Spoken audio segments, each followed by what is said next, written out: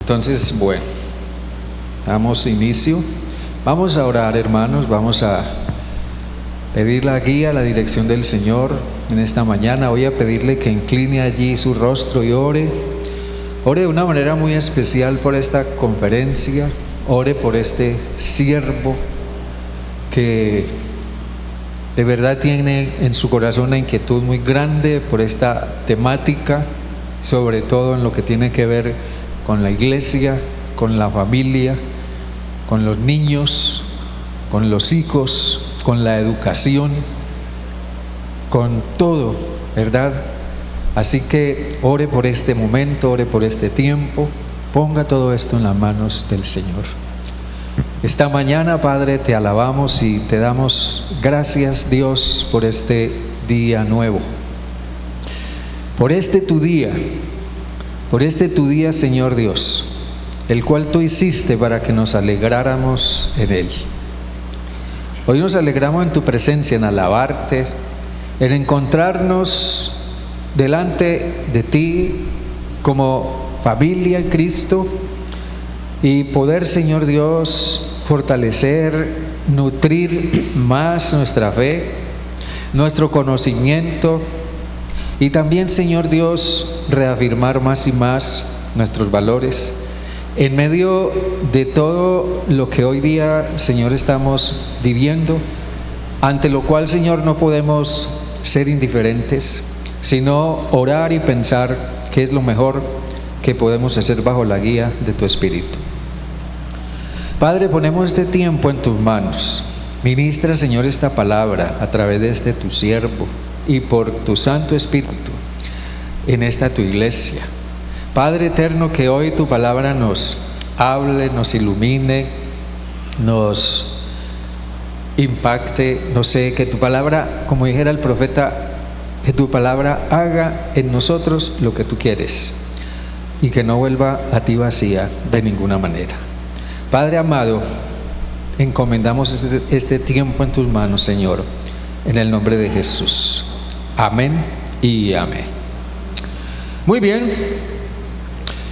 Nuestro tema entonces es la iglesia frente a la agenda globalista o la agenda 2030 y el progresismo. Déjenme comenzar diciendo, cuando viajo en avión, a algunos de ustedes quizás les ha pasado, una de las cosas más impresionantes al viajar en avión es cuando se presentan turbulencias. A veces las turbulencias son leves, otras veces son muy fuertes. Entonces, eso causa temor, causa miedo, a veces causa hasta pánico. Y uno piensa que el avión se va a caer. Es muy fuerte experimentar las turbulencias. Pero hay una cosa que al menos yo hago, y yo he encontrado que muchas personas lo hacen también. Siempre que se presenta una turbulencia, recuerdo lo que el piloto dijo antes de que el avión levantara vuelo. Vamos a atravesar turbulencias, pero eso no representa ningún riesgo para el avión. Bueno, eso es tranquilizador. Cuando la turbulencia se presenta, otra cosa que hago y muchos hacen es yo miro al personal auxiliar del avión. Yo miro a las azafatas, yo miro a este, yo miro al otro, y si yo los veo tranquilos, yo digo, bueno, el problema no está tan mal, no hay ningún problema, mejor dicho. Entonces eso tiende a tranquilizarlo a uno. ¿Por qué digo esto? Porque al pensar en esta temática que estamos enfocando o queremos enfocar esta mañana, nosotros tenemos que considerar y comprender que hoy estamos atravesando tiempos de una descomunal turbulencia moral, espiritual o religiosa, social, política, económica. Estamos atravesando tiempos de verdadera turbulencia. El mundo en general está atravesando tiempos de turbulencia. Y hay varias cosas que nosotros debemos hacer y podemos hacer para darnos cuenta que qué es lo que en alguna forma nos espera. Y al menos lo que yo hago en estos tiempos de turbulencia es mirar a quienes pueden orientarnos, a quienes pueden decirnos, a quienes pueden ayudarnos a comprender cómo van las cosas, en qué dirección van las cosas y qué es lo que nosotros debiéramos esperar de toda esta situación. Entonces yo miro, primero que todo, yo miro qué dice Dios en su palabra. ¿Ya? Otra cosa que miro es qué dicen los grandes pensadores de la historia con respecto a lo que ellos anunciaron en algún momento que vendría. Yo miro también qué dicen los grandes pensadores de hoy, ¿ya? Las personas que tienen influencia en lo intelectual, en lo educativo, en lo religioso, en lo político. ¿Qué dicen? ¿Y saben por qué? Porque esos pensadores, esas personas que son reconocidos por su intelectualismo o por su conocimiento de la situación, esas personas están observando dedicadamente y de cerca todo lo que está sucediendo.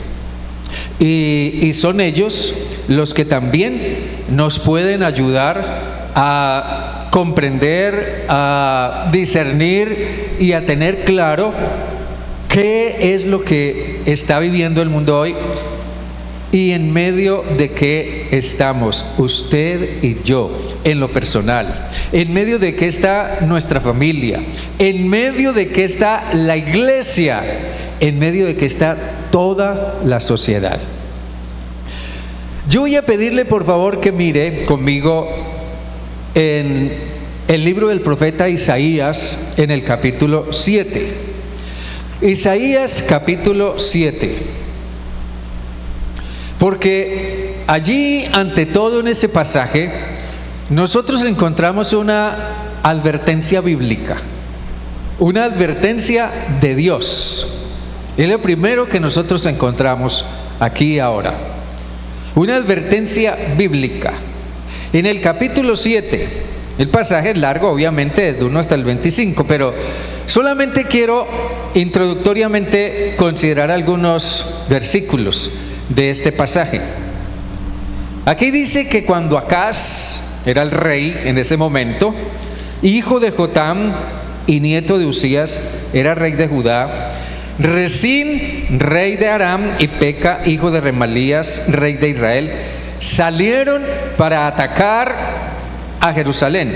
Sin embargo, no pudieron llevar a cabo su plan. A la corte real de Judá había llegado la siguiente noticia: Aram se ha aliado con Israel en contra de nosotros. Por eso el corazón del rey y el de su pueblo temblaron de miedo, como tiemblan los árboles en medio de una tormenta. Entonces el Señor dijo a Isaías: toma a tu hijo Sear-Jasub y ve al encuentro del rey Acaz. Lo encontrarás al final del acueducto que conduce el agua al estanque superior, cerca del camino que lleva al campo donde se lavan las telas. Dile que deje de preocuparse, que no hay por qué temer a la ira feroz de esos dos tizones apagados que son Resín, rey de Aram, y Peca, hijo de Remalías. Es verdad que los reyes de Aram y de Israel han conspirado contra él diciendo: atacaremos a Judá y lo conquistaremos y pertenecerá a nosotros. Después pondremos en el trono de Judá al hijo de Tabeel. Pero esto dice el Señor soberano: esta invasión nunca sucederá, nunca se llevará a cabo.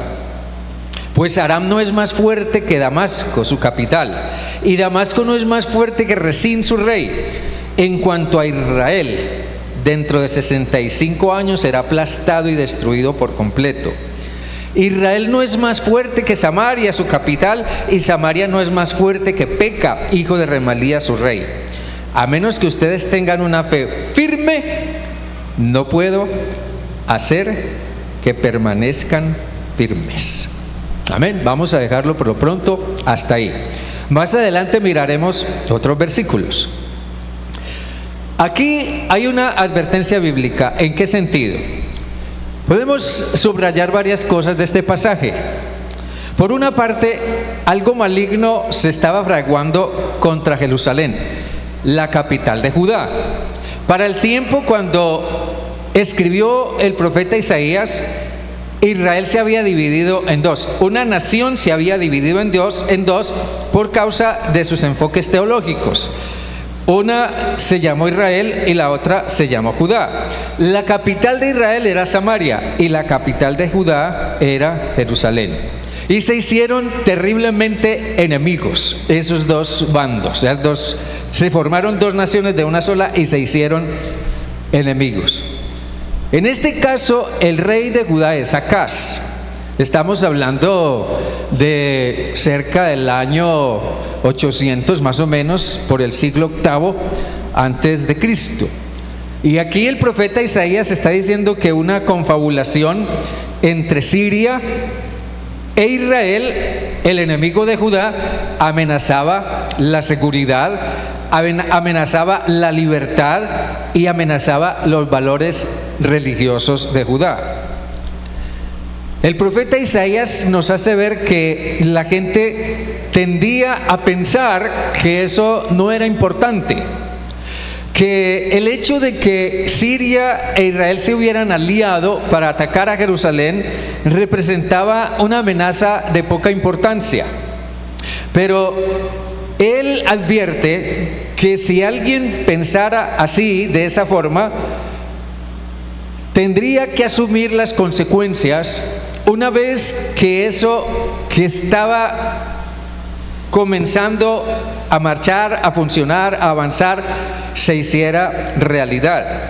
Por eso en el versículo 9 dice, a menos que ustedes tengan una fe firme, no puedo hacer que permanezcan firmes.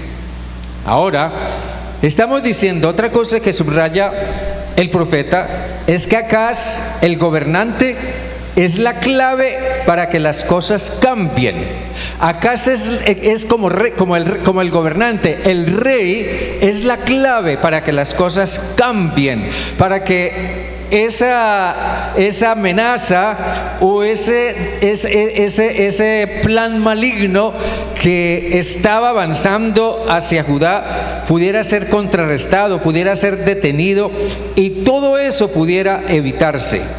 Pero el rey se niega a depender de Dios. El rey no quiere reconocer que solamente Dios lo puede sacar de esa situación. En el versículo 12 dice que Isaías le propuso a Acaz que le pidiera a Dios una señal en cuanto a lo que él pudiera tener como seguridad que Dios iba a hacer para evitar esa situación. Pero Acaz dijo, no, yo no voy a poner a prueba al Señor. Así que en vista de esa actitud arrogante de Acaz, de no querer tener en cuenta a Dios, y que en realidad significaba, bueno, en realidad yo no confío en Dios, es más, yo no voy a arriesgarme con Dios ante algo tan grande como esto. Yo no voy a arriesgarme con Dios. Yo voy a arreglar esto de la forma o de la mejor forma que siento que puedo hacerlo. Entonces el profeta Isaías llamó fuertemente la atención a Acaz. Escuchen bien ustedes de la familia real de David, le dijo. ¿Acaso no les basta con agotar la paciencia humana? También tienen que agotar la paciencia de mi Dios. Muy bien, el Señor mismo les dará la señal. Miren, la Virgen concebirá un niño, dará a luz un hijo y lo llamarán Emmanuel, que significa Dios está con nosotros. Cuando ese hijo tenga edad suficiente para escoger lo correcto y rechazar lo malo, estará comiendo Miren como dice esta versión aquí. Allá en la versión Reina Valera dice mantequilla, comerá mantequilla, pero aquí dice comerá yogur y miel. Pues antes de que el niño tenga esa edad, la tierra de los dos reyes que tanto temes quedarán desiertas. Entonces el profeta hace una advertencia al rey: antes que un niño tenga uso de razón, sucederá lo que tanto temes. Pero el problema es que tendrás que afrontar las consecuencias. El hecho de que quieras ignorar la realidad y prescindir de Dios no va a evitar que el mal que está avanzando hacia ti venga, y el daño que van a experimentar es inmensamente grande. Lo demás ya es cuestión de la historia, porque lo que Acaz temía y para lo cual no quiso tener en cuenta a Dios, eso vino, y el pueblo de Judá o la nación de Judá terminó terriblemente mal. Lo impensable, lo aparentemente imposible, o aquello a lo que el rey y en cabeza del rey toda la nación estaban ignorando y pensando que no llegaría o que a ellos no los afectaría, definitivamente llegó. Y todo porque prescindieron de invocar la ayuda, la guía y el poder de Dios. Yo quiero que observemos este cuadro. En ese cuadro que aparece en la pantalla hay 3 columnas. Allí está esquematizado lo que ha sido la evolución del pensamiento en la historia humana, al menos hasta antes del siglo XV, hasta nuestros tiempos. Y esa evolución del pensamiento humano se ha prefigurado en estos 3 conceptos: premodernismo, modernismo, desde el siglo XV hasta el siglo XVI, y el posmodernismo. Eso puede sonar un tanto filosófico, no sé, pero la realidad es que esos conceptos dicen algo muy concreto. En la época premoderna, antes del siglo XV, una cosa era absolutamente real: la autoridad como tal era algo establecido, ya en la cabeza del rey, ya en la cabeza de la iglesia o en la cabeza de una jerarquía clerical. Entonces había una autoridad establecida. Por lo tanto, había unos principios morales y tradiciones absolutamente incuestionables, y yo diría inamovibles, ¿ya? De pronto la gente en esa época nunca pensó que esa forma de pensar en algún momento cambiaría, pero vino el siglo XV, entonces se dio inicio a la era moderna, ¿ya? Y esa forma de pensar del premodernismo comenzó a ser cuestionada. Y uno de los principales movimientos que comenzaron a cuestionar esa forma de pensar fue la Reforma. La Reforma comenzó a cuestionar todo lo que en el premodernismo se había establecido como forma de pensar, que era contrario a las Escrituras y contrario a la voluntad de Dios. Y la Reforma rescató, por decir, la Biblia, para que ésta se estableciera como fuente de autoridad total, incuestionable, ante asuntos espirituales, morales, éticos y demás. La Biblia fue establecida como autoridad única e incuestionable. Y a raíz de que se estableció la Biblia en esa forma, entonces hubo una reacción también, porque las cosas no quedaron así, desafortunadamente.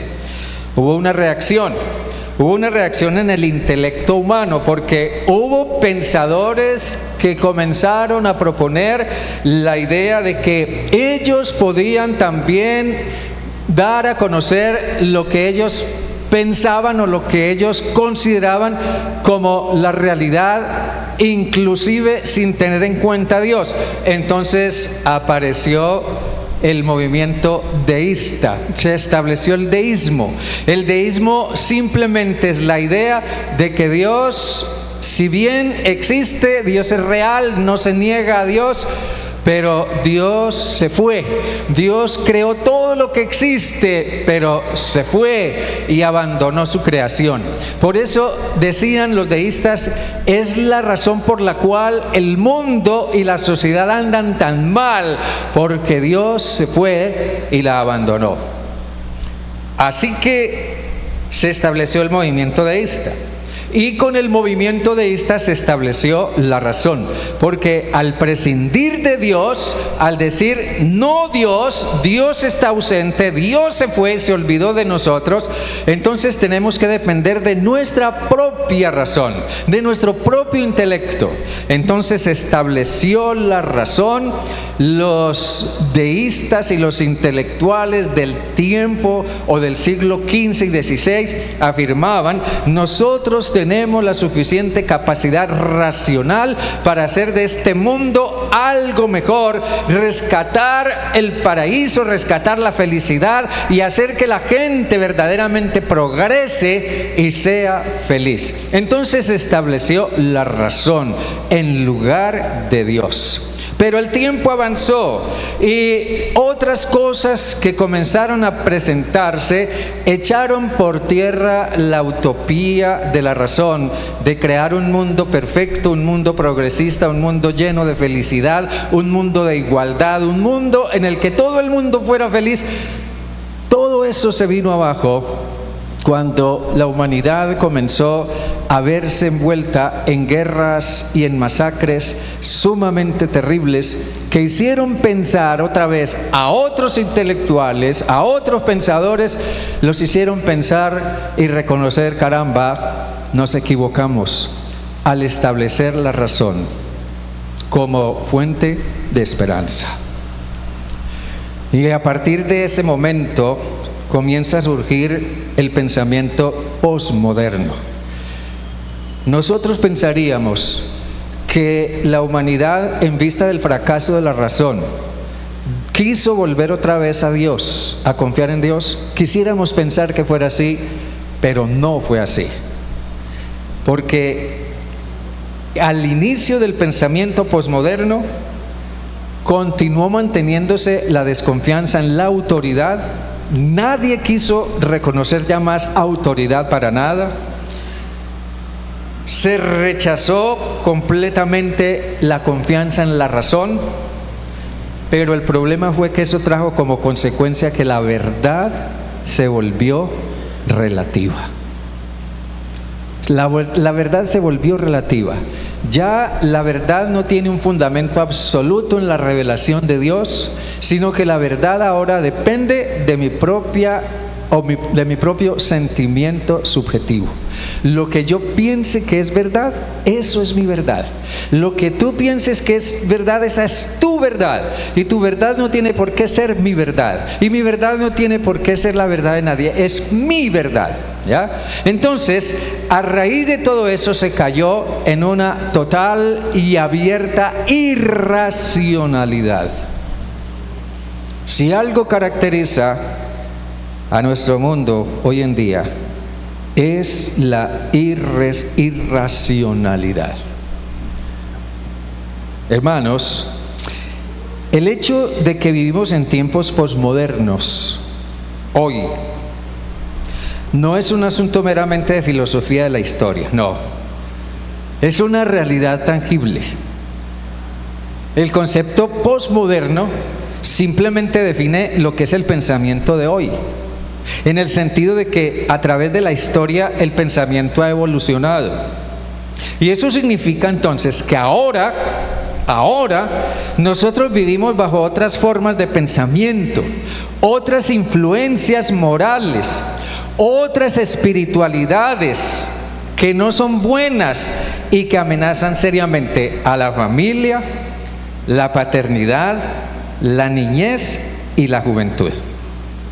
y amenazan seriamente los valores y los fundamentos morales.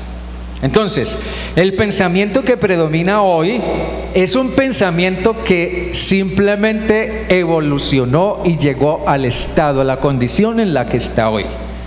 Pero el problema es que llegó para quedarse. No sabemos hasta cuándo, pero llegó para quedarse. Y eso debiera movernos a preguntarnos, ¿qué vamos a hacer? ¿Vamos bien, hermanos? ¿Amén? ¿Qué vamos a hacer? Ahora bien, si estamos siendo lo suficientemente atentos o informados con respecto a la situación actual del mundo, una situación que en cuanto a su forma de pensar está caracterizada por la ideología de género, el menosprecio por la vida, cuando se aprueba el aborto y la eutanasia, el mascotismo, hablo de mascotas, de cómo millones de personas en el mundo en lugar de querer o anhelar tener un hijo, prefieren tener o adoptar una mascota, la irracionalidad. Entonces no podemos menos que preguntarnos, ¿cuándo nos imaginamos esto hace 20 o 30 años? ¿Cuándo se lo imaginaron nuestros abuelos? Todo esto era impensable. Pero el problema es que está sucediendo, la realidad es que está sucediendo. Y la pregunta es, ¿qué es exactamente lo que está sucediendo? Miren bien, lo que está sucediendo es que desde el año 2015, estamos en el año 2024, desde el año 2015 fue puesta en vigor por parte de la ONU, Organización de las Naciones Unidas, fue puesta en vigor lo que se conoce como la Agenda 2030 o Agenda Globalista. Aunque en realidad el proceso para llegar a esa puesta en marcha de esta agenda viene desde mucho más atrás, y la historia en ese sentido es larga, eso viene desde mucho más atrás, pero a partir del año 2015 se dio inicio, se estableció como punto de partida hacia el año 2030, cuando debe cumplirse los objetivos, la Agenda 2030, la Agenda Globalista o la Agenda 2030. Pensemos en el concepto globalista. ¿Qué significa globalismo? Globalismo es el establecimiento de una integración mundial de todos los sistemas, al menos los sistemas básicos, generales de la sociedad humana. Es el establecimiento de una integración mundial de todos los sistemas: economía, política, religión, social y demográfica. El concepto de la demografía tiene que ver con la población mundial. La demografía es la que estudia el avance, el crecimiento, los problemas, los conflictos, las necesidades de la población mundial.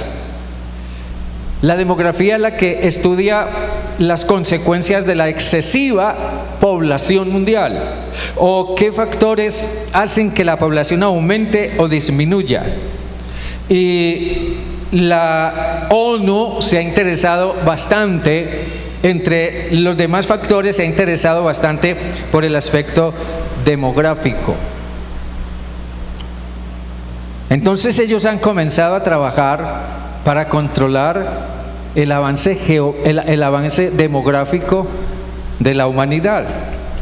Miren estos datos, por ejemplo, a la luz de esto.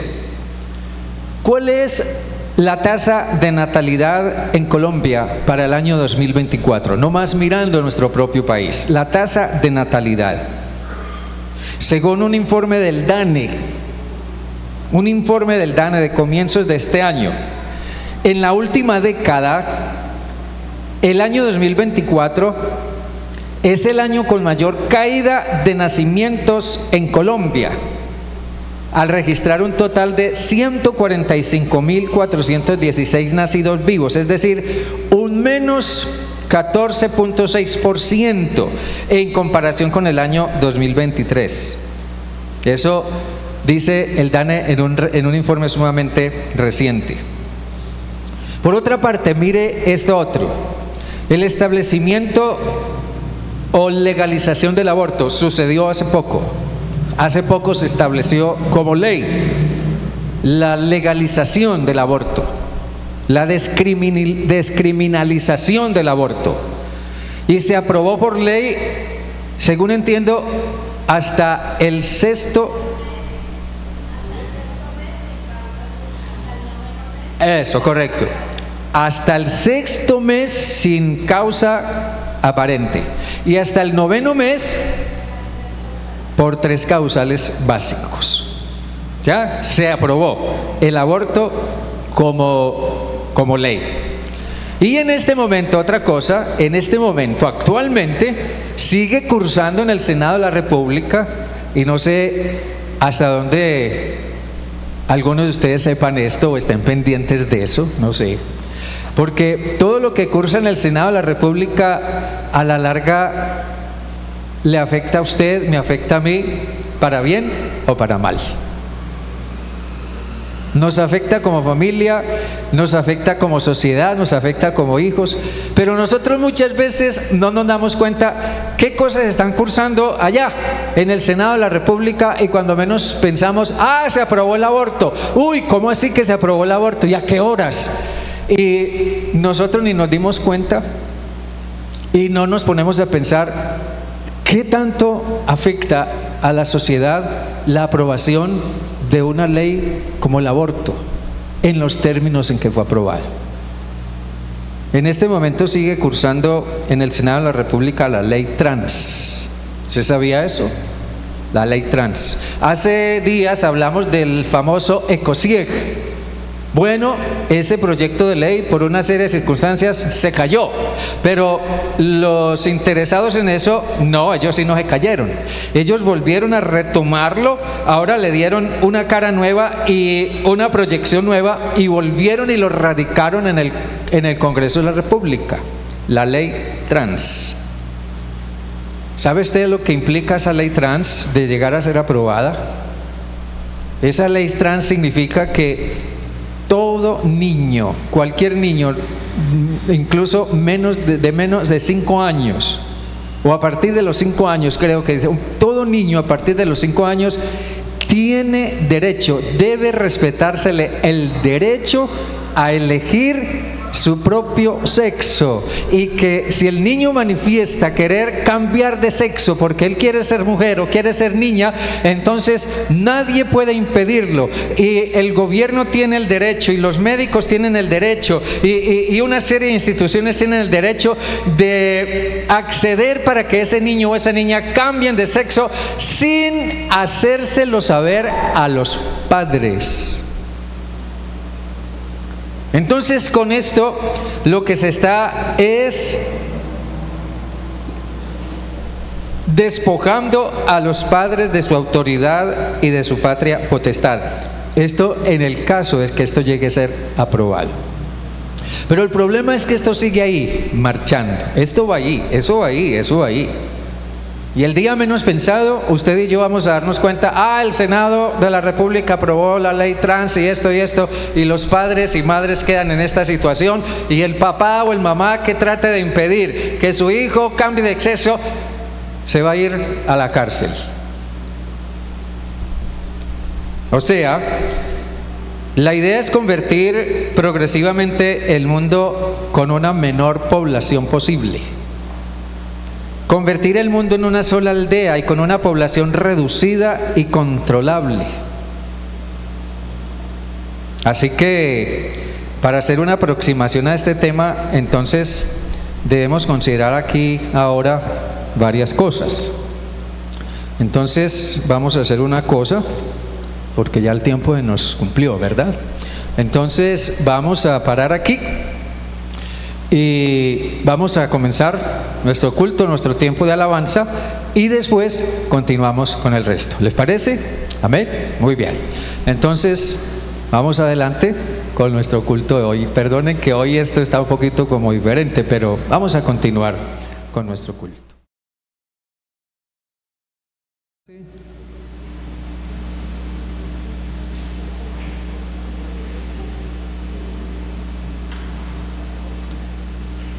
Bueno, hermanos, ¿cómo vamos hasta acá? Bueno.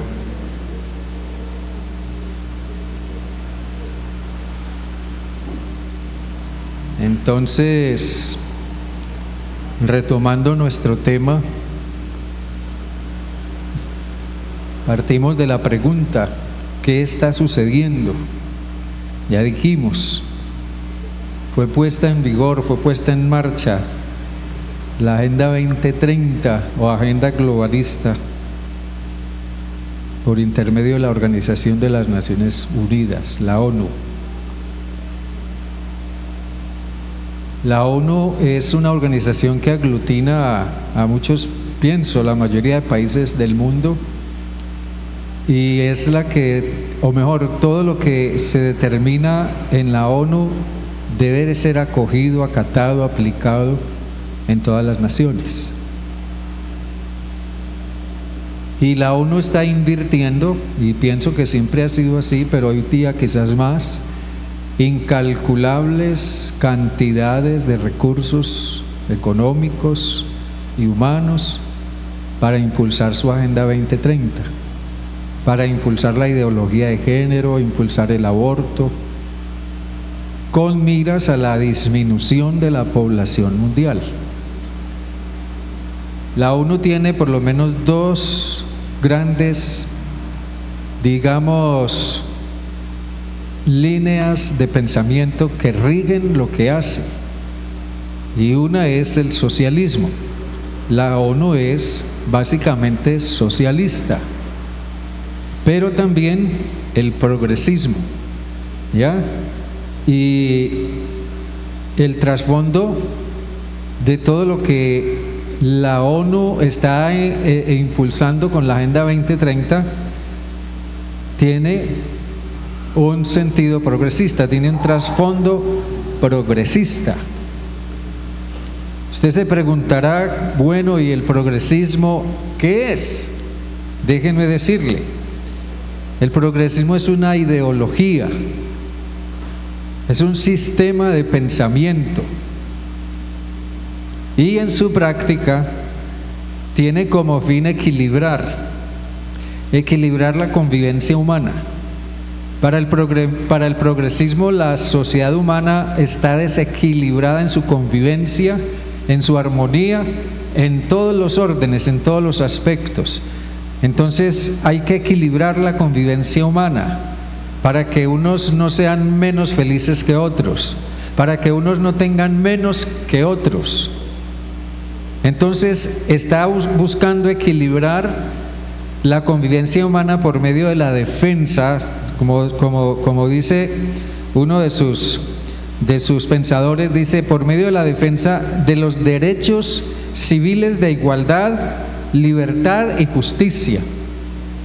Hasta aquí parece que nos suena muy bien. Sí, derechos civiles, eso está bien. Igualdad, sí, eso está bien. Libertad y justicia, también, eso está bien.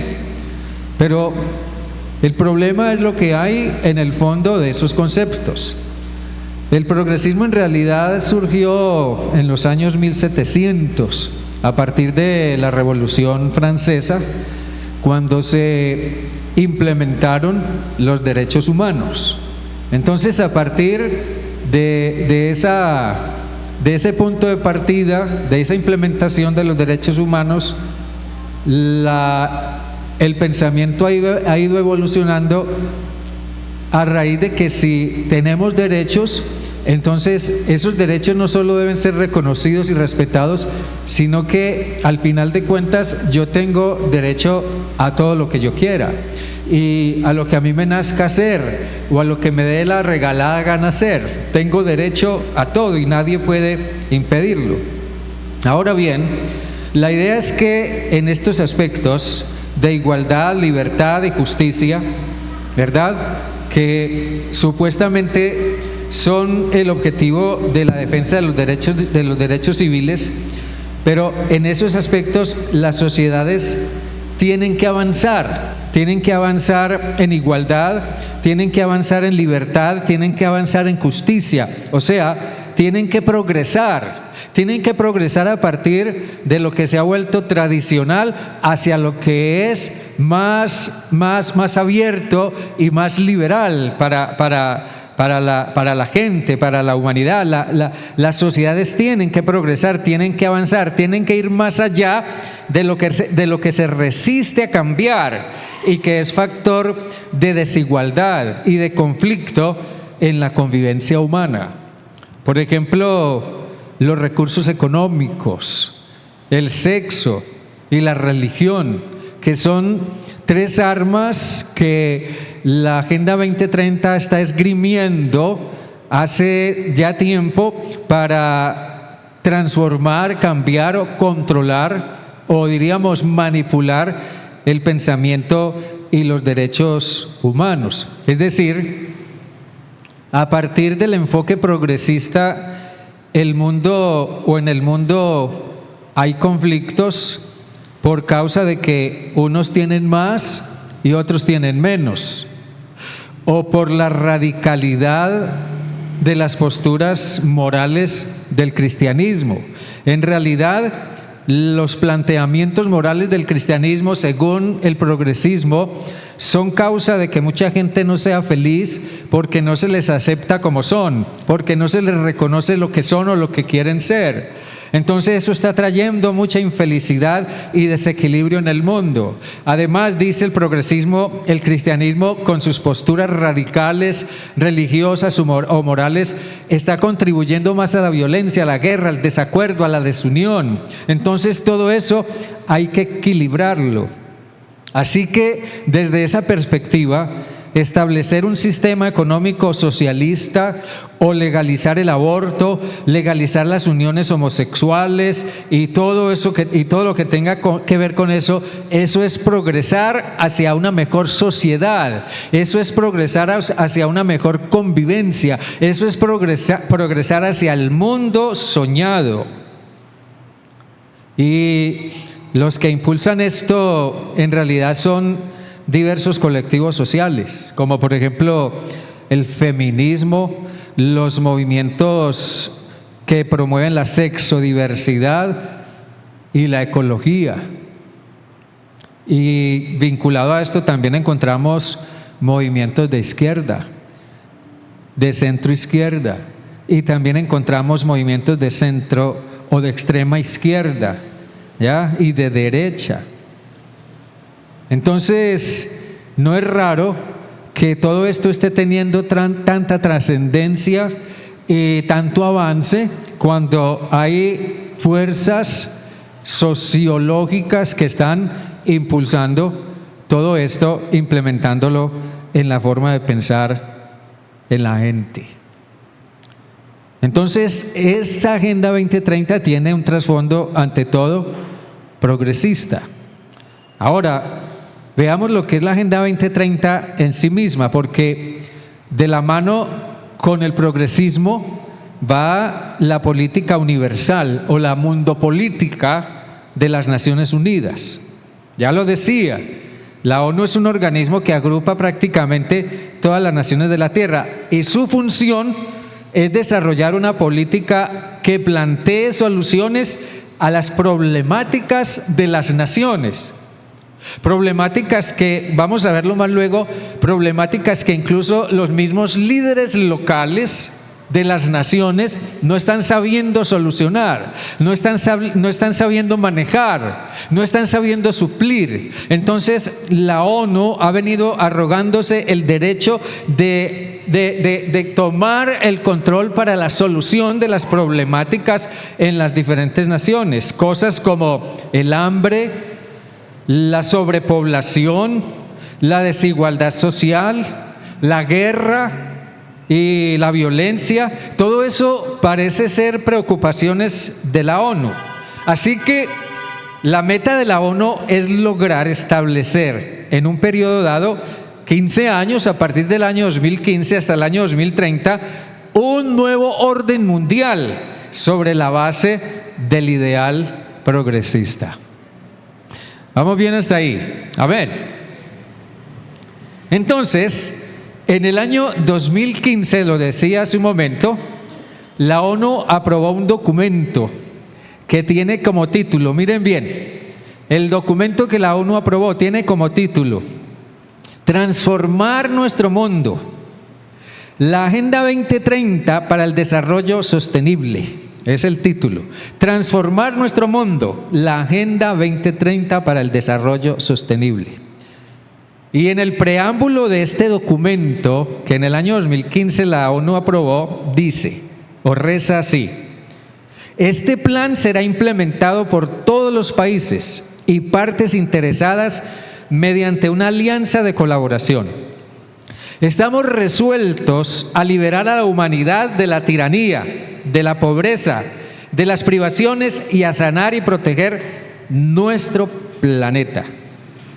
Y para eso se establecieron 17, los llama el documento, Objetivos de Desarrollo Sostenibles.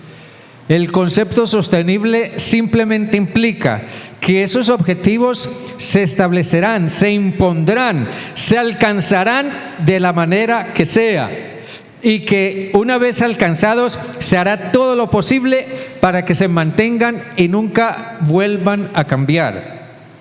Y esos 17 objetivos de desarrollo sostenible se desglosan en todo el documento en 169 metas medibles.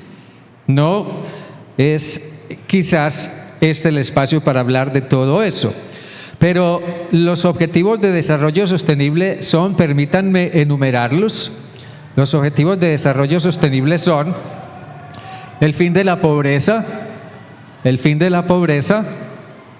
hambre cero, salud y bienestar, educación de calidad, igualdad de género, agua limpia y saneamiento, energía asequible y no contaminante, trabajo decente y crecimiento económico, industria, renovación e infraestructura, reducción de las desigualdades, ciudades y comunidades sostenibles, producción y consumo responsables, acción por el clima, vida submarina, vida de ecosistemas terrestres, paz, justicia e instituciones sólidas y alianzas para lograr objetivos. No tendríamos el tiempo, ni quizás vendría tanto al caso ahora hablar de todos esos objetivos, pero solo quiero destacar dos que nos interesan a nosotros mucho.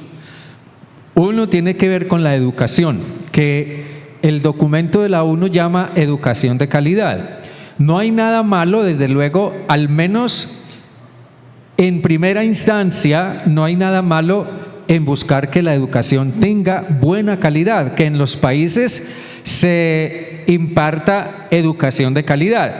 Eso está bien así como suena hasta ahí. Pero cuando se mira el propósito que la Agenda 2030 tiene con esta meta o este objetivo de educación de calidad, uno se encuentra con algo completamente sorprendente, diferente a lo que uno imaginaría. La idea no es solamente, según uno analiza en el documento, la idea no es solamente que la niñez y la juventud tengan acceso a una mejor educación, que puedan aprovechar más la enseñanza o aprender mejor o alcanzar mejor sus logros educacionales. No es eso, no es solamente eso. No es solamente que los estudiantes accedan a la educación sin ningún costo. Creo que fue el actual presidente el que propuso por allá en algún momento matrícula cero, no sé en qué ciertas instancias educacionales. No, ese no es el problema tanto. El problema más bien, el problema de fondo, es que esos niños que entran a estudiar, esos jóvenes que ingresan al colegio, descubran su verdadera identidad sexual y tengan acceso a todas las posibilidades que tal identidad plantea. Y pareciera que en el sistema educativo se ha venido convirtiendo en un eje el propósito de que los estudiantes sean confrontados con la identidad de género. Por eso, la obsesión y el empeño en introducir en el pensum escolar o de muchos colegios y escuelas materias sobre identidad de género y material impreso alusivo a ello. Eso en cuanto a la educación de calidad que llama la Agenda 2030. Pero el otro objetivo es igualdad de género, que va de la mano con la educación de calidad. La igualdad de género es el otro objetivo. Déjenme decirles esto de esta manera. Cuando uno lee el documento de la Agenda 2030, se habla de equidad de género. Equidad de género. Equidad significa igualdad. Igualdad en derechos, en privilegios, en todo, ¿verdad? Igualdad de género. Y lo que viene a la mente cuando se habla de igualdad de género, al menos desde el punto de vista del pensamiento tradicional, es hombre y mujer. Igualdad de género es hombre y mujer. Igualdad entre hombre y mujer. Ahora bien, como esa Agenda 2030 se está implementando en los diferentes países que pertenecen a la ONU a través de convenios, entonces se ha enfatizado aparentemente y se ha hablado de igualdad entre hombre y mujer, y hasta allí todo parece ir bien. Pero cuando se mira la historia, desde el momento en que todo esto se comenzó a establecer, se comenzó a pensar antes de que llegara el momento de la resolución en el año 2015, nos encontramos con que en Inglaterra se había hecho un cambio a través de los grupos feministas de Inglaterra, y en lugar de igualdad o equidad de género se usó el concepto de perspectiva de género. Entonces eso ya cambia el enfoque, porque ya no es solamente hombre y mujer cuando se habla de equidad de género. Ahora simplemente el panorama se abre a más allá de hombre y mujer, cualquier otro tipo de, entre comillas, orientación sexual. Entonces los grupos feministas comenzaron a hablar de perspectiva de género, y en esa perspectiva de género se incluían 112 géneros según las Naciones Unidas. Todo eso comenzó a ser implementado a través de hacerle pensar a la gente en los derechos que tienen a una vida sexual sana y a una salud sexual reproductiva adecuada. Pero esos supuestos derechos de salud sexual reproductiva de los que ellos después quisieron hablar, eso desde el año 1999 se sabía con certeza que era una manera de engañar a aquellos que no estaban de acuerdo con la perspectiva de género. En el año 1994 los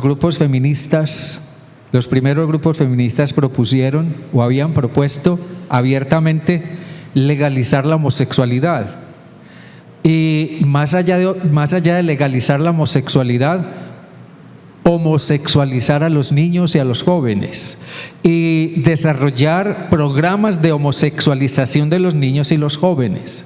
Propusieron también que se legalizara el aborto en todas sus instancias, y también iniciar muy tempranamente a los niños en la vida sexual, ¿verdad? Lo cual comenzó a dar lugar para que algunos comenzaran a proponer, y siguen proponiéndolo hoy, que se les reconociera el derecho a la pederastia.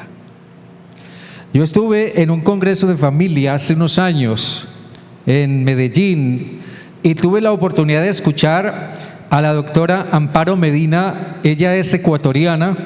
Ella fue funcionaria de la ONU, delegada de la ONU para América Latina, con el propósito de promover la Agenda 2030, que para ese entonces estaba próxima a comenzar a funcionar, a marchar. y ella era la encargada de promover en los diferentes países latinoamericanos el que se siguiera implementando la legalización del aborto, hasta que un día algo sucedió que ella tuvo que cambiar su perspectiva con respecto al aborto. Es otra historia, pero ella cambió su perspectiva, se retiró de la ONU, pero ella comenzó a desarrollar una campaña para alertar a la sociedad en general con respecto a lo que se proponía la Organización de las Naciones Unidas. Y ella, en vista de todo eso, ella decía, en vista de que la ONU encontró mucha resistencia para implementar lo relacionado con la homosexualización de los jóvenes y el aborto y otras cosas, entonces, ¿qué hizo? ¿Qué hizo entonces la ONU?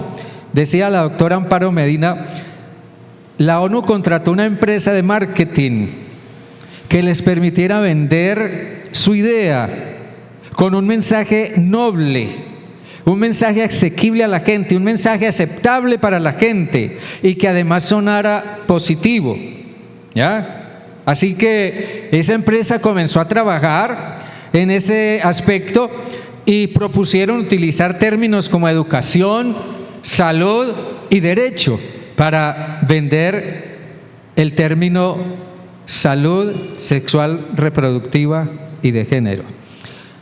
Y en el año 1999, la delegada de la ONU para las Filipinas dijo en un discurso: salud reproductiva es un término que usamos para engañar a los cristianos y así poder trabajar el aborto y la homosexualización. A la luz de todo esto, mis hermanos y hermanas queridos, a la luz de todo esto, déjenme decirle, nosotros hoy tenemos que reconocer y darle importancia al hecho de que existe entre un 70 y 80% más posibilidades hoy de que sus hijos, sus niños, sus jóvenes sean homosexualizados. Ninguna persona, ningún ser humano nace homosexual de ninguna manera. Simplemente nace o como varón o como mujer, nace como niño o como niña, pero ninguno nace homosexual. Las personas llegan a hacerse homosexuales por una serie de circunstancias y factores que no viene quizás al caso considerar ahora. Pero en vista de que sus niños y sus jóvenes nunca nacieron homosexuales, hay instancias en donde sus pensamientos van a ser manipulados con el propósito de que comiencen a considerar, sin tener de ninguna manera ni el interés ni la madurez para eso, comiencen a considerar otras instancias sexuales en su personalidad. Entonces, en ese sentido, la educación está siendo utilizada como herramienta para manipular, para impactar el pensamiento de los niños y de los jóvenes, entre otras cosas.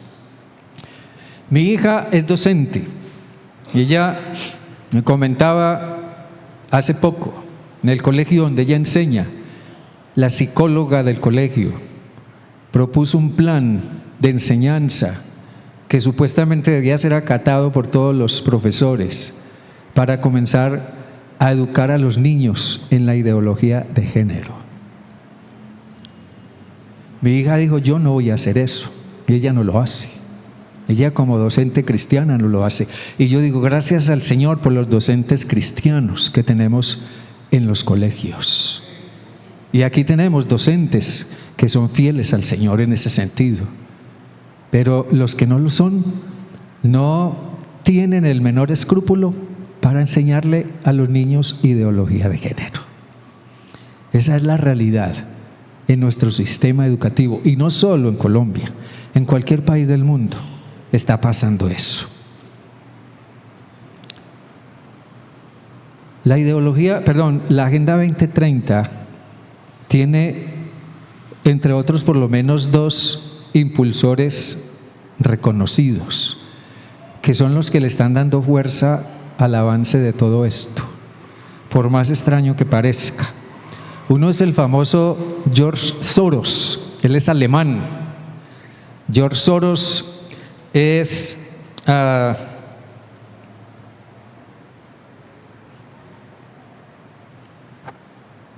¿devuelve? Ay, se me fue. Voy a adelantarlo. Adelantarlo. Ahí. Es que me quedaron desordenadas.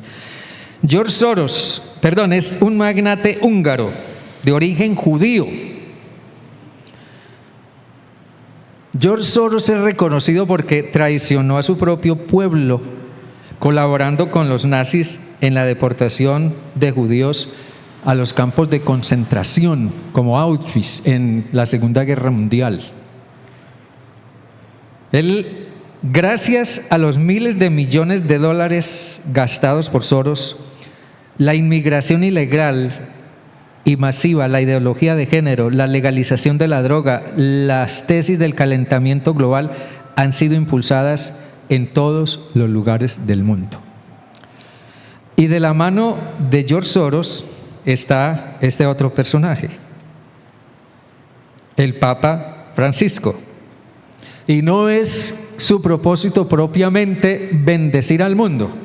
En realidad, el Papa Francisco en el año 2009, o 2019 creo que mejor, señaló en una reunión con la Academia Pontificia de Ciencias Sociales su apoyo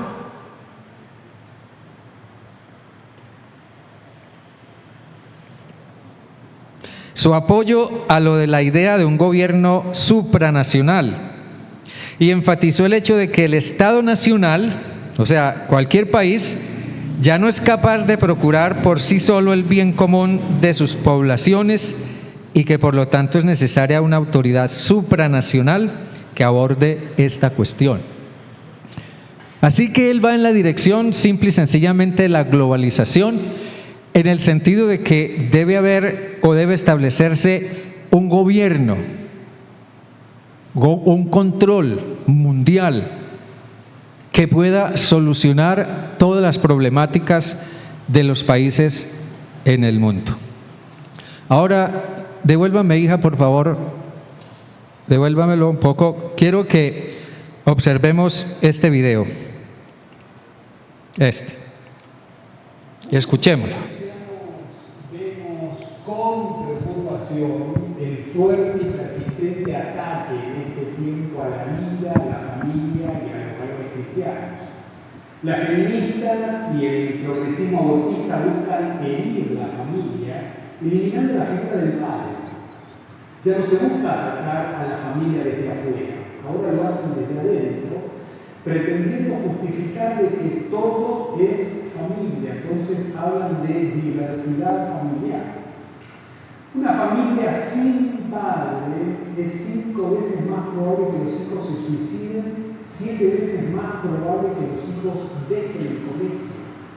El feminismo rechaza a quienes han sido privilegiados y consideran malo tener una familia sólida, porque ésta no tiene carencias o no ha pasado por el sufrimiento.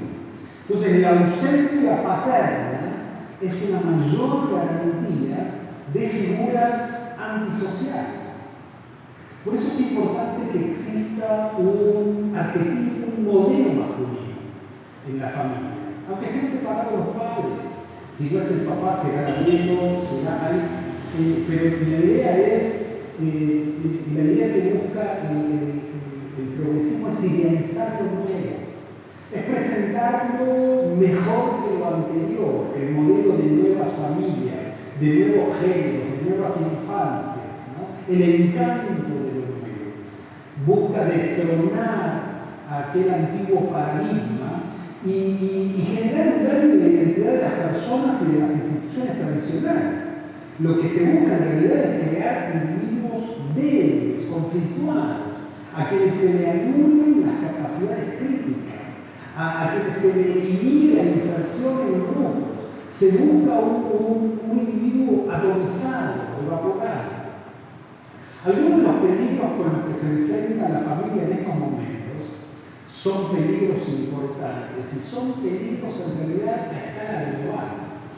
A finales del año pasado, en la cumbre de Nairobi, pueden googlearlo y pueden buscarlo, en la cumbre de Nairobi, en la Conferencia Internacional sobre Población y Desarrollo, esa conferencia se celebró bajo el patrocinio, siempre ocurre, de las Naciones Unidas, y no solo de las Naciones Unidas, sino también de ONG como Planned Parenthood, que es la organización de abortos en Estados Unidos, una de las más grandes industrias abortistas que hay.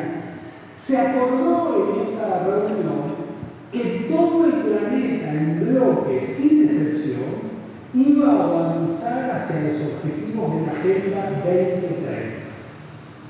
En ese avance hubo muy pocos países que se opusieron al acuerdo de la conferencia de Nairobi. En todo el continente americano solamente se opuso a Estados Unidos y además Estados Unidos argumentó su oposición diciendo que la Agenda 2030 era agresivamente abortista y que como era agresivamente abortista, el gobierno de Estados Unidos en su anterior gestión no la iba a respaldar. Esto fue la posición de Estados Unidos el año pasado, ¿no? Con un gobierno republicano. Distinto sería el escenario con un gobierno demócrata que es afín y es concordante con la agenda globalista. En la misma oportunidad se opuso también Brasil y en el caso de Brasil se opuso con la idea de que no está dispuesto a someterse a una agenda globalista, más en una agenda donde se sabe que impone la ideología de género e impone el aborto. Se opuso también en esa ocasión a Haití. El resto de todo el continente americano, incluida la Argentina, estuvo a favor de los objetivos de la Agenda 2030. Solamente en todo el continente americano se opuso Estados Unidos, Brasil y Haití. En el caso de Europa solamente se opuso Polonia por razones de patriotismo. El gobierno polaco es fuertemente nacionalista. Se opuso Bielorrusia, que es un país que forma parte también de los países que se desprendieron de la antigua Unión Soviética y que tiene relaciones muy estrechas con Rusia, y en ese sentido tiene lógica que se haya opuesto a la ideología de género, porque Rusia y China son los grandes enemigos de la ideología de género, y también se opuso Hungría. Ahora la pregunta es, ¿qué pasó con todos los países de Hispanoamérica que votaron en masa en favor de la conferencia de Nairobi? En el caso de Argentina, no solo no ignoraron los objetivos de la agenda, sino que señalaron que esto significaba que se iba a aprobar el aborto en la Argentina por vía de urgencia. También los representantes argentinos del actual gobierno entendieron que eso abría las puertas al adoctrinamiento de la ideología de género en la educación argentina, y de hecho lo hicieron. Me han enviado los manuales oficiales impresos y editados con el sello del Ministerio de Educación, donde se promueve las ideologías de género en todos los niveles educativos. Entonces, uno de los elementos de la agenda globalista es el aborto, el otro es la ideología de género, que son postulados absolutamente contrarios a la familia, no solo porque incluye el matrimonio homosexual o la adopción de niños por parejas homosexuales, sino que también incluye de manera muy clara el adoctrinamiento en los colegios y sobre todo la guerra de sexos. Por ejemplo, la aprobación de leyes como las que ya existen en España y en otros países también, donde se comete la injusticia de que el mismo delito se castiga el doble si quien lo comete es un hombre que si quien lo comete es una mujer. Y aparte de que desaparece la idea de la igualdad de todas las personas ante la ley, desaparece también la presunción de inocencia. Es decir, que el hecho de que uno es inocente hasta que se demuestre lo contrario, eso queda anulado. En el caso de los varones, y sobre todo en delitos donde supuestamente se haya agredido a una mujer, el varón es culpable mientras no se demuestre que es inocente. Es decir, pasa inmediatamente a prisión y por supuesto se le priva de poder tener contacto con sus hijos, sumado al encarnizamiento mediático y a la estigmatización que se hace del hombre. Esos elementos, aborto, ideología de género, adoctrinamiento en los colegios, la modificación de un sistema legal que se ve coronado en esos países donde está avanzando esta agenda globalista con leyes también como por ejemplo con la eutanasia. Y no autorizar la muerte legal de los hijos por nacer, sino que además están tratando de hacer legal la muerte de los ancianos. Todo esto representa un feroz ataque a la familia. Se está destruyendo el concepto de familia, el concepto de matrimonio, hombre y mujer. Se está devaluando la maternidad. Se está autorizando legalmente la muerte de los hijos y de los viejos. Y todo esto a través de la manipulación del lenguaje, afirmando que son derechos. Entonces, primero son los derechos sexuales y reproductivos de la madre. Así lo esboza. ¿Quién estaría en contra de derechos sexuales y reproductivos de una mujer? Pero el problema es que por derechos sexuales y reproductivos se entiende destruir la reproducción, que enriquece el aborto. Es decir, en el nombre de derechos reproductivos se incluye la idea de matar al hijo.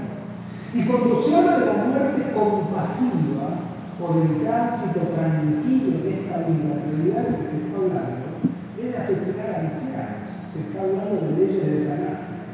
Entonces, este es el panorama global que está atacando a la familia. Hace unos meses atrás se celebraba aquí el Día del Niño, Día de las Infancias, uno de los días más sanos y esperados en todos los países, es el Día del Niño. Sin embargo, esta ideología degenerada que introduce la idea de género pervierte la celebración llamándola Días de las Infancias, violentando los derechos del niño, confundiendo la identidad natural de los más pequeños y usando a la política y al Estado para meterse con los más vulnerables. Realmente esto es una brutalidad. Las políticas de género son totalitarias en el sentido más explícito de la palabra. No respetan la vida femenina, no respetan la vida de los niños, no respetan el matrimonio, no respetan la familia, no respetan nada, porque tienden a invadir totalmente al Estado y a la sociedad civil. La Biblia es una historia de familias. Empieza en el Génesis con un matrimonio y al final de la palabra termina con otra. El encuentro de Cristo con la iglesia, las bodas del Cordero, donde se da ese encuentro final de los tiempos como un pacto matrimonial. Así que en todo este contexto nosotros le decimos a Dios nuestro Padre, que es el título después del Señor que más se repite en la Biblia. Y este tema de la familia y de la educación es una idea que atraviesa toda la palabra, porque es un tema que está en el corazón de Dios. Las casas se construyen con ladrillos, las familias con valores. Y las familias con valores constituyen la reserva moral de una nación. Tanto lo tenían claro el pueblo de Israel que uno de los principios máximos que tiene la pluralidad y que también nuestra herencia como cristianos, ¿no? Remontada al pueblo hebreo, es Deuteronomio 6, 4, 9, esa famosa oración que tiene el pueblo judío que le llaman la Shema. Shema Israel, Adonai Eloheinu, Adonai Echad. Oye Israel, el Señor nuestro Dios, el Señor uno es. Y dice, y amarás al Señor tu Dios de todo tu corazón, con toda tu alma, con toda tu mente, con toda tu fuerza. Y estas palabras que yo te mando hoy, atención, estarán sobre tu corazón y las repetirás a tus hijos y hablarás de ellas estando en tu casa, andando en el camino, al acostarte, cuando te levantes. Y estas palabras las pondrás por frontales en tus ojos, las pondrás en los postes de tu casa, acá en la mitad, y las repetirás a tus hijos, y las repetirás a tus hijos. ¿Cuál es la idea? La educación de la familia. Esto el pueblo de Israel lo tenía muy claro. La educación de la familia es el fundamento moral de una nación. Si no hay familias con valores, no habrá ciudadanos que hagan grande a un país.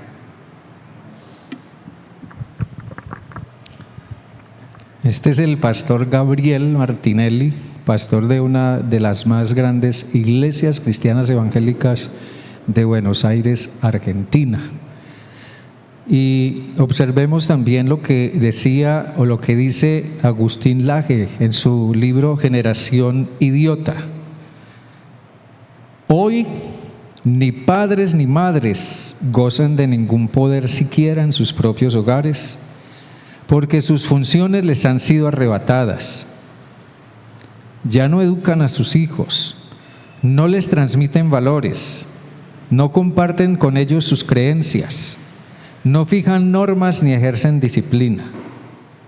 Sus hijos se educan en las escuelas dirigidas y controladas por el Estado y se socializan en contacto con medios masivos y las industrias culturales, a las que conceden mayor respeto y confianza que a sus propios padres. A menudo las escuelas los enemistan con sus padres, mientras los medios se encargan de ridiculizarlos. Entonces, la meta final de la Agenda 2030 es simplemente un mundo globalizado. La finalidad de esa agenda, en palabras del escritor español César Vidal, en su libro Un mundo que cambia, se pueden resumir en tres aspectos generales. Primero, tener poder y control político sobre las naciones independientes y soberanas. Segundo, imponer una política antifamiliar que permita reducir drásticamente la población y privar a toda persona de la posibilidad de defenderse. La familia es el medio a través del cual nacen los hijos. Y si se elimina o se frustra la familia, según ellos nacerán menos personas. Y unido a esto, una ofensiva de primer orden contra el cristianismo para someterlo o aplastarlo en la medida en que presenta una escala de valores contraria a su perspectiva impositiva. El cristianismo es un problema, es un obstáculo para la Agenda 2030, para la ONU, para el comunismo, para el socialismo, para las ideologías, diversas ideologías. El cristianismo es un problema. Y quizás también las religiones que siguen siendo tradicionales en alguna forma en su perspectiva de lo que es ser hombre y mujer, como lo es el islamismo. Entonces, para ellos todo lo que suene religioso y moral a partir de lo que el cristianismo establece es un problema. Entonces, hermanos, esto no es meramente un asunto de marketing internacional o un tratado de libre comercio del que estamos hablando aquí, sino que estamos hablando del propósito, de la intención de que un mundo, de la intención de crear un mundo en el que desaparezcan las fronteras, el nacionalismo, la identidad cultural, las clases, las religiones, la autoridad y los sistemas familiares.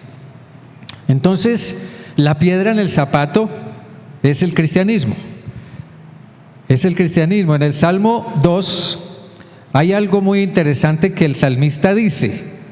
Él dice: ¿por qué se amotinan las naciones? ¿Por qué pierden tiempo en planes inútiles? Los reyes de la tierra se preparan para la batalla. Los gobernantes conspiran juntos en contra del Señor y en contra de su ungido.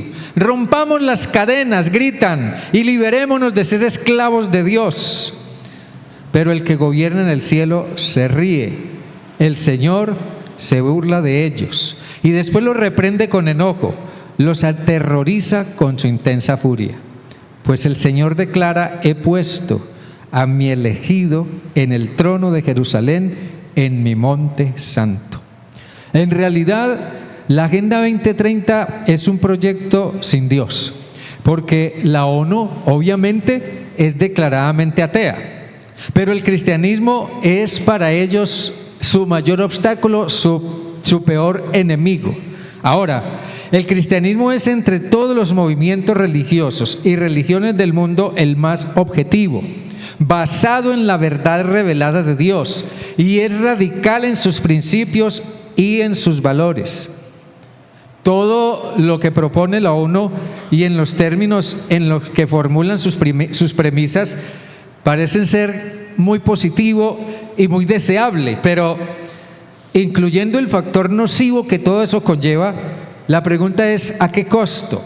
¿Bajo qué métodos? ¿Con qué fines realmente? Esto puede ser en toda su dimensión algo que quizás no va a desarrollarse completamente para allá o para mañana, pero es algo que está ahí presente y está marchando. Y una de las principales abanderadas de esto hoy en día, y quien está promoviendo su candidatura a la presidencia de los Estados Unidos, es Kamala Harris.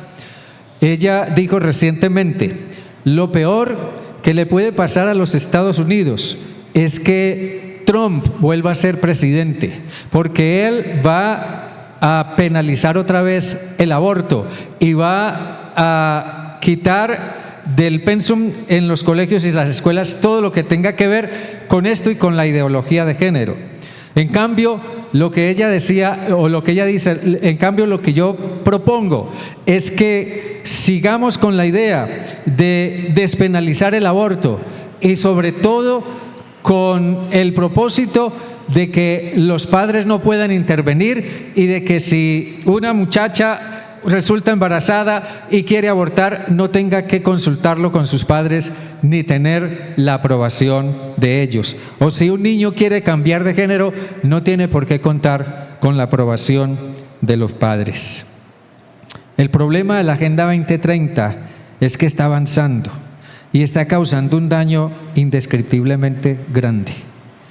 Y eso, aparte de la amenaza cada día más creciente que representa. Un periodista español llamado Jorge Soleil, él decía, refiriéndose al documento de más de 30 páginas de la ONU con respecto a la Agenda 2030, y después de analizar los grandes objetivos de la agenda, él dijo: pues leyéndolos en primera instancia poco se puede objetar. Solo una vez desglosados en las 169 metas, se comprende que el objetivo principal de la agenda es el reemplazo, la sustitución y la destrucción de los fundamentos cristianos en nuestro actual orden social. ¿Qué piensan, hermanos? La pregunta aquí es: ¿qué podemos hacer? Es evidente que estamos ante una de las más grandes, amenazantes, terribles, inmorales y pervertidas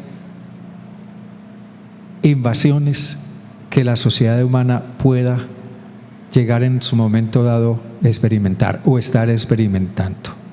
¿Qué podemos hacer? Yo creo que varias cosas podemos hacer. Nosotros no podemos intervenir en la ONU, y a veces también se nos pasa o no nos interesamos en levantar nuestra voz de protesta ante las cosas que se aprueban, por ejemplo en Colombia, en el Senado de la República. Hace poco se aprobó lo del aborto y la iglesia cristiana en general ni fu ni fa. Después creo que fue un cierto sector de la iglesia católica propuso un plantón allá ante la gobernación, allá en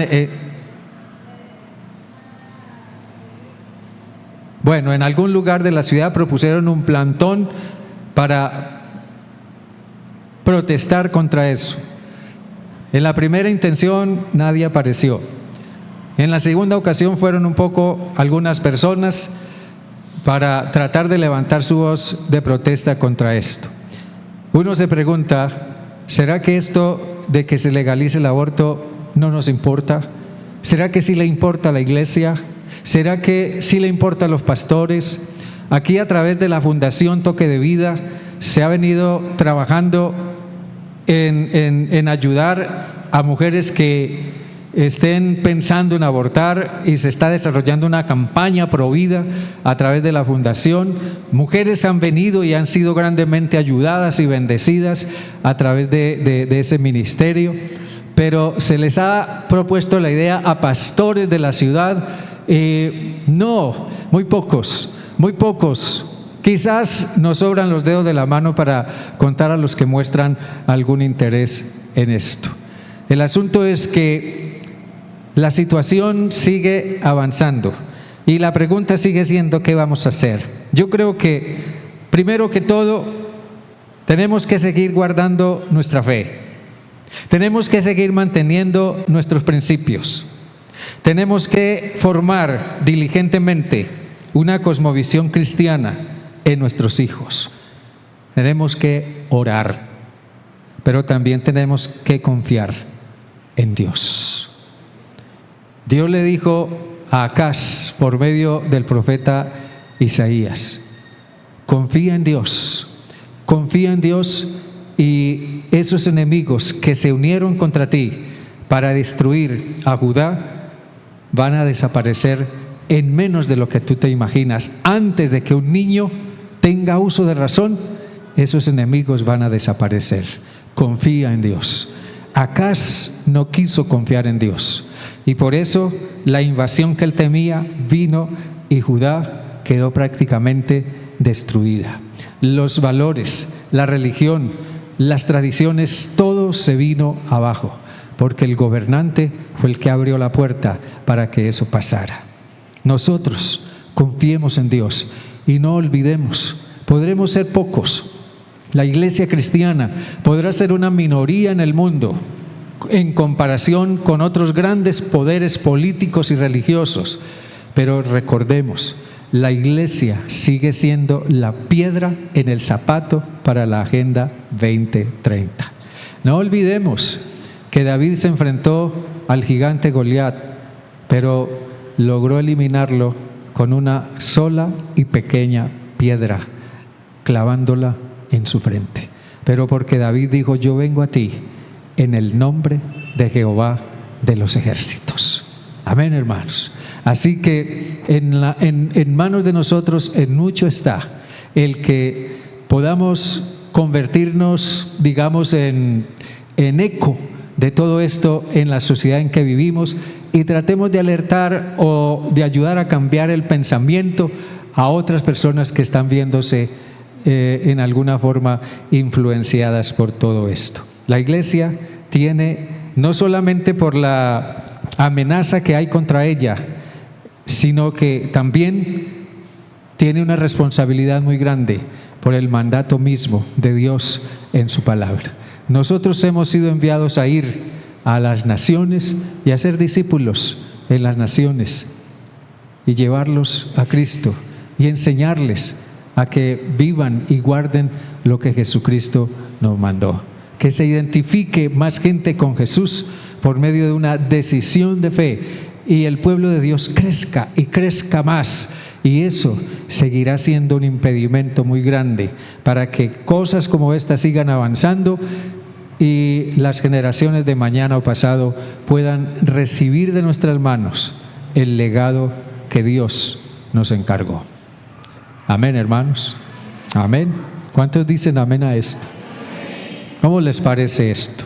Toda esta ideología, toda esta idea, toda esta perspectiva. Perdonen de pronto lo directo que en instancias como estas toca hacer, pero esa es la realidad.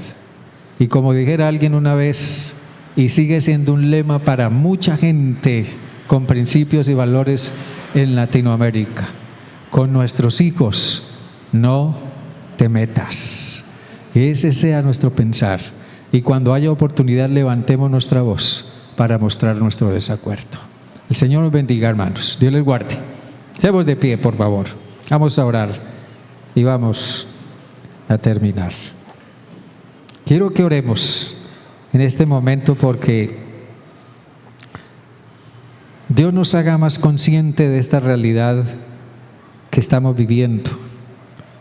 Sucedió en la historia bíblica y tenemos un espejo en el pueblo de Israel en el Antiguo Testamento.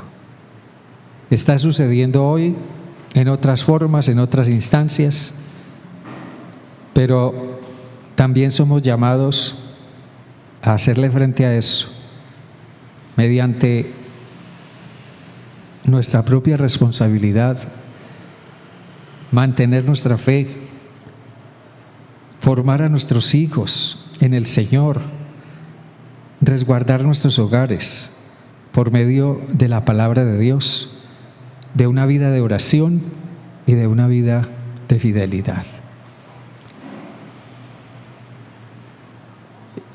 Y confiar en que Dios tiene todo esto bajo su control. Déjenme orar, por favor. Dios bueno, Dios de toda gracia, en esta mañana te damos, Padre, toda la alabanza y toda la honra, porque tú eres Dios. Y como lo percibió Juan en el libro del Apocalipsis, eres aquel que está sentado en su trono. Y si tú estás sentado en tu trono, tú estás reinando y tienes el control de todas las cosas. Hoy te rogamos, Señor Dios, porque tú hagas de tu iglesia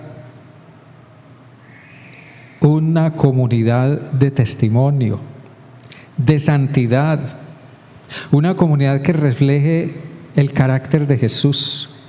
La iglesia en el tiempo del Nuevo Testamento sufrió porque fue fiel a su testimonio, fue perseguida porque proclamó a Cristo como Señor, fue marginada porque continuó siendo fiel a sus valores y a sus principios, porque siguió manteniendo la sana doctrina. Señor Dios, hoy no es diferente para tu iglesia, pero también hoy, como entonces, tu iglesia es llamada a tomar una decisión. Grandes sectores de la iglesia cristiana en el mundo están identificándose, Señor Dios, con todas estas ideologías, y eso es algo sumamente lamentable. Están identificándose con todo esto que está dándose en el mundo, y eso es triste. Señor Dios, yo te ruego por ese remanente fiel que aún persista en el mundo, hombres y mujeres que podamos seguir siendo fieles a tus valores y a tus principios, podamos seguir siendo fieles a Jesús, podamos seguir siendo fieles a una vida de santidad, de integridad, a una vida moral recta a la luz de tu palabra. Señor, concédenos a los que somos padres aún, o a quienes son abuelos, o a quienes son tíos, o a quienes tienen bajo su cargo personas a las cuales cuidar o para las cuales proveer. Concédeles sabiduría para que formen a sus niños, para que formen a sus jóvenes, a sus adolescentes, los formen, Señor, con una cosmovisión cristiana, a partir de su propio ejemplo, a partir de ser ellos mismos modelo para esos niños y para esos jóvenes.